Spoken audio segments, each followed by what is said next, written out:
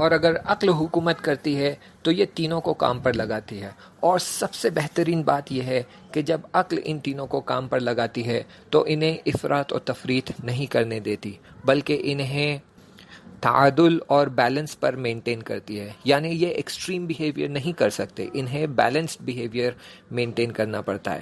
مثال کے لیے اگر غضب اپنے بیلنس سے باہر ہو جاتا ہے تو پھر یہ وحشی بن جاتا ہے یا پھر بہت ہی ڈرپوک. لیکن اگر غضب کو بیلنس پر مینٹین کیا جاتا ہے تو یہ بہت ہی شجاع بن جاتا ہے. اسی طرح عقل یہ تینوں فیکلٹیز، یہ تینوں قوائیں جو انسان کے اندر ہے، غضب، شہوت اور وہم، ان کو بالکل بیلنس پر مینٹین کرتا ہے.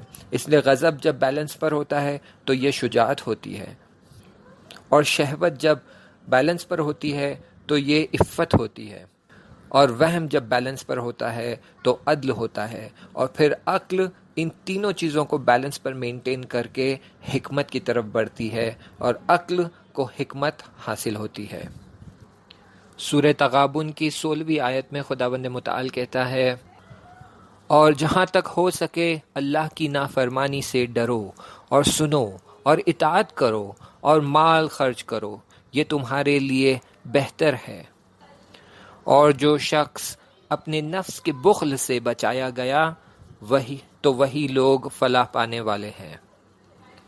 بس تو جان لیجئے کہ اگر ہم ہماری روح کو غضب، شہوت یا وہم کے حوالے کر دیں گے تو پھر ہم فلاح پانے والے لوگوں میں سے نہیں رہیں گے، بلکہ ہم ہمارے نفس امارہ کے غلام بن جائیں گے، اور دنیا اور آخرت دونوں میں ہمارے لیے ناکامیابی اور رسوائی ہوگی.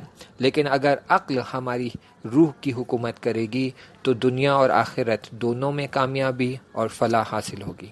انشاءاللہ آگے کا مطلب اگلے چیپٹر میں. یہ ہمارا سیکنڈ لاسٹ چیپٹر ہے. اس کے بعد والا چیپٹر ہمارا لاسٹ چیپٹر ہوگا. اس کے بعد 12 محرم کے بعد ہم نئی کتاب شروع کریں گے انشاءاللہ. اس کتاب کے ڈیٹیلز جو اٹیچڈ پوسٹر ہے اس میں آپ کو ملیں گے. اس بک کے لیے بھی کوشش کریں گے کہ تمام مطالب کو انگلش کے علاوہ اردو میں ریکارڈنگ کر کے بھیجیں. انشاءاللہ اگلا چیپٹر آخری چیپٹر ہوگا اس کتاب کا. تب تک کے لیے التماس دعا. خدا حافظ.